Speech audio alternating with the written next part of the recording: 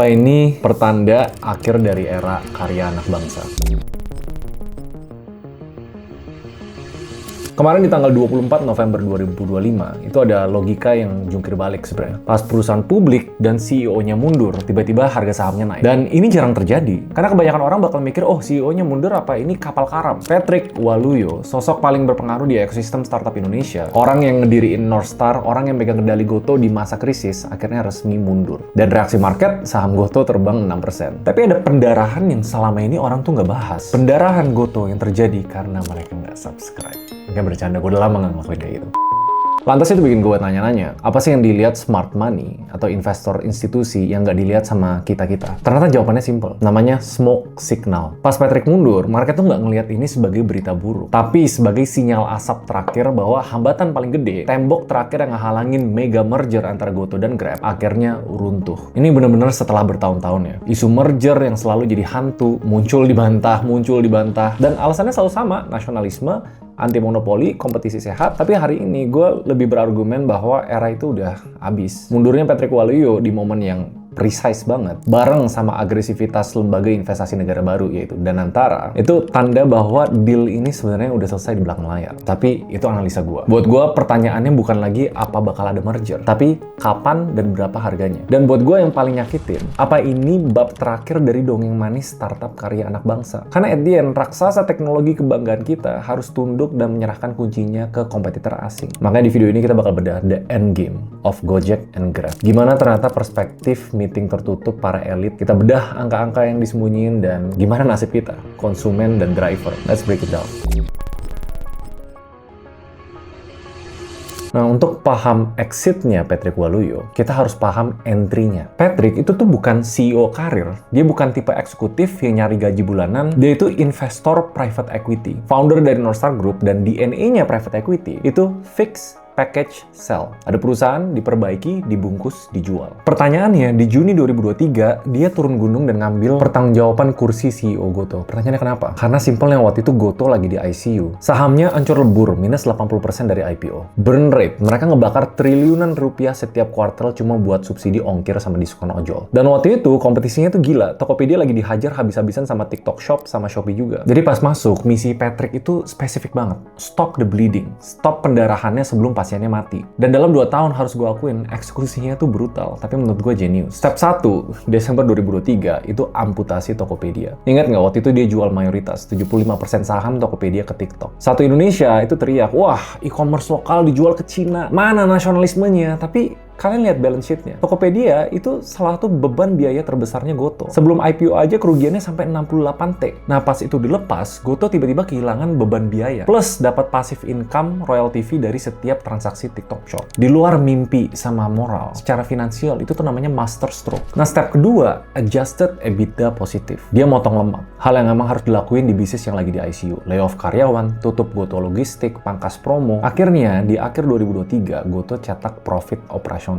atau namanya adjusted EBITDA. Positif akhirnya. Dari perusahaan berdarah-darah yang kalau dibiarin aja bakal bangkrut, jadi perusahaan yang tiba-tiba punya nafas lebih panjang. Harusnya ini lumayan ngejawab ya, kenapa dia mundur sekarang? Karena misinya udah selesai. Goto sekarang bukan lagi jadi raksasa gemuk yang sakit, tapi udah jadi perusahaan yang lebih ramping. Fokusnya di bener-bener bisnis inti aja, ojol sama fintech, dan punya cash flow. Ibarat mobil bekas, mobilnya udah didempul, mesinnya udah diservis, udah dipoles, udah mengkilap. Habis itu apa? Ya sekarang mobilnya udah siap dipajang di showroom. Tujuan apa? Buat dijual. Akhirnya kunci mobilnya diserahin ke Hans Patuwo. Nah, dia emang terkenal sebagai operator eksekusi. Ini tanda bahwa fase bengkel udah tutup. Sekarang kita masuk fase transaksi.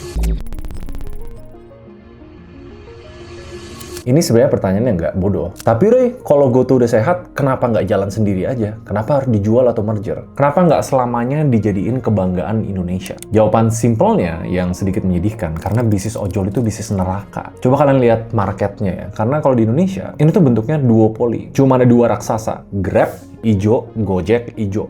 literally 50-50. Dan selama 10 tahun terakhir, mereka tuh kejebak sama apa yang disebut game theory sebagai prisoner's dilemma. Contoh, kalau Grab ngasih diskon 50%, ya Gojek terpaksa ikut. Kalau nggak, usernya bakal pindah. Kalau Gojek ngasih jaket baru dan kasih bonus ke driver, Grab terpaksa ikut. Kalau nggak, supply drivernya hilang. Tonjok-tonjokan, dan siapa yang ngebiayain perang ini? Ya sampai beberapa tahun terakhir itu investor. Duit SoftBank, Masayoshi Son, Alibaba, Tencent, GIC Singapura, ratusan triliun rupiah kebakar jadi abu subsidi yang kita nikmatin selama ini. Tapi realistis lah, sekarang di tahun 2025, era uang gratis atau suku bunga murah itu tuh udah habis. Investor global tuh semua lagi pusing. Pas mereka lihat portfolionya, saham Grab di Nasdaq stagnan di sekitar 3-5 dolar. Jauh dari harga listing sekitar 10-13 dolar. Saham Goto ya masih di level gocap 50-60. Karena kalian harus ngerti, dari sisi pandang investor, mereka nggak peduli soal yang namanya karya anak bangsa. Mereka cuma peduli soal namanya ROI, Return on Investment. Mereka bisa cuan berapa. Dan satu-satunya cara yang gue tekenin ya, satu-satunya cara buat bikin valuasi kedua perusahaan ini meledak, simpelnya adalah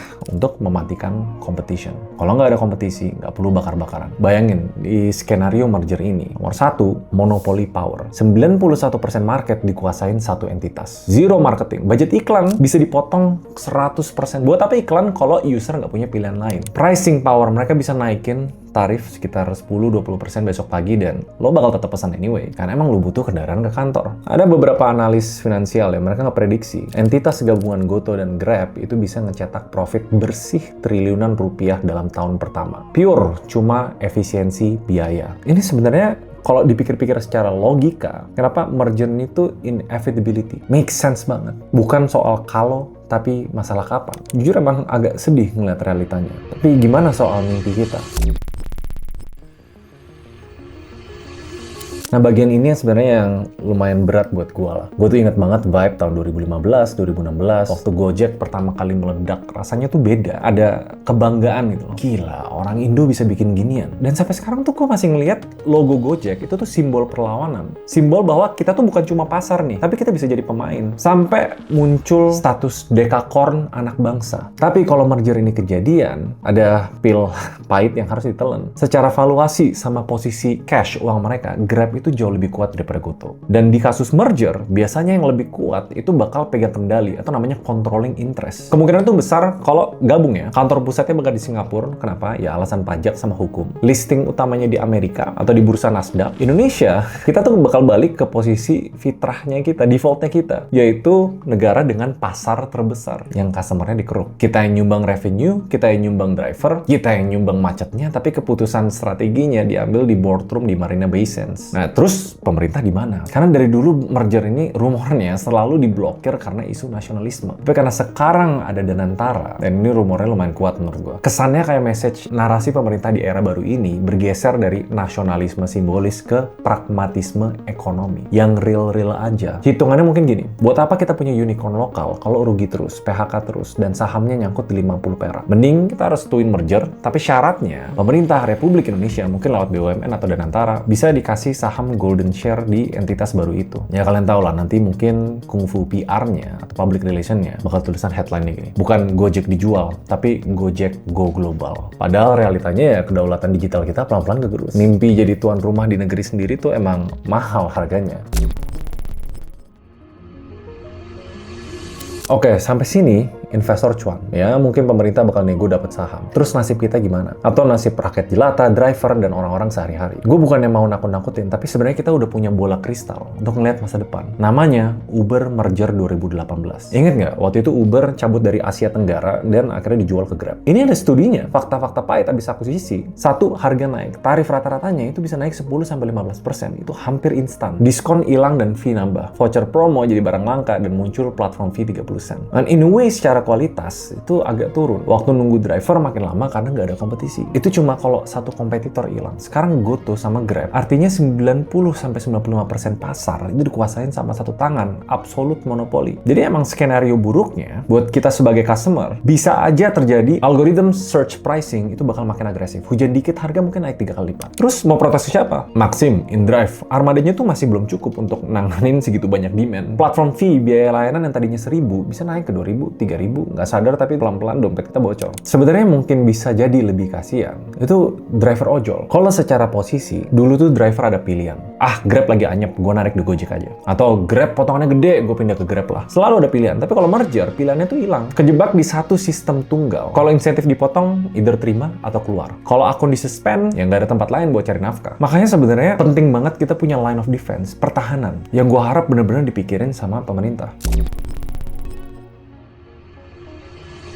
Pertanyaannya gini, apa ini udah game over? Belum tentu. Sebenarnya masih ada satu tembok terakhir, yang namanya KPPU, Komisi Pengawas Persaingan Usaha. Di negara hukum, monopoli itu ilegal. Untuk ngehindarin yang tadi gue ceritain sebelumnya. Merger yang nyiptain dominasi market di atas 50% itu udah masuk kategori monopoli. Dan kalau ada potensi untuk ngelakuin praktik anti persaingan atau ngerugiin konsumen, ini yang harusnya dilarang atau dikasih syarat super ketat. Ini yang gue rasa jadi diskusi pemerintah harusnya ya. Atau ya gue ngomong langsung aja. Either ke pemerintah langsung, ke KPPU, atau ke Danantara. Kalau memang direstui merger ini atas nama kesehatan industri atau profitability, simpelnya tolong jangan jual murah nasib rakyat. Wajib pasang pagar regulasi sebelum tanda tangan basah. Contohnya tuh kayak satu, price ceiling, batas atas tarif. Jadi algoritmanya tuh bisa dikunci. Jangan biarin monopoli itu nyekek ke konsumen pas jam-jam sibuk. Yang kedua, Driver Protection Act. Setidaknya ada undang-undang yang ngejamin hak dasar driver. Pastiin skema insentif itu nggak bisa diubah semena-mena sama entitas monopoli baru ini. Yang ketiga, barrier to entry. Karena nggak 100%, pastiin pemain-pemain kecil kayak Maxim, InDrive, atau pemain lokal baru nggak dimatiin lewat predatory pricing. Karena tanpa 3 syarat ini, mergernya Goto sama Grab tuh bukan prestasi ekonomi, tapi bisa dibilang pengkhianatan ekonomi kerakyatan. Jadi coba gue tutup sekilas. Cerita tentang sinyal berakhirnya ke era karya anak bangsa. Mundurnya Patrick Waluyo, itu emang bentuknya signal. Berakhirnya sebuah era yang luar biasa menurut gue. Era dimana kita percaya startup lokal bisa ngubah dunia. Tapi di saat yang sama, era bakar duit, era promo gila-gilaan, era mimpi. Tapi dunia lagi nggak baik-baik aja. Kita tuh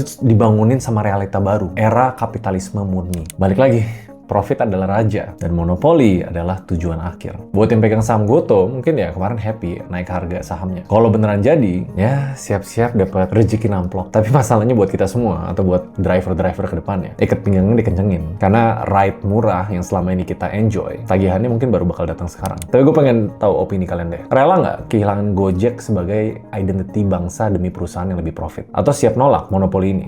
See you guys in the next video. Bye-bye.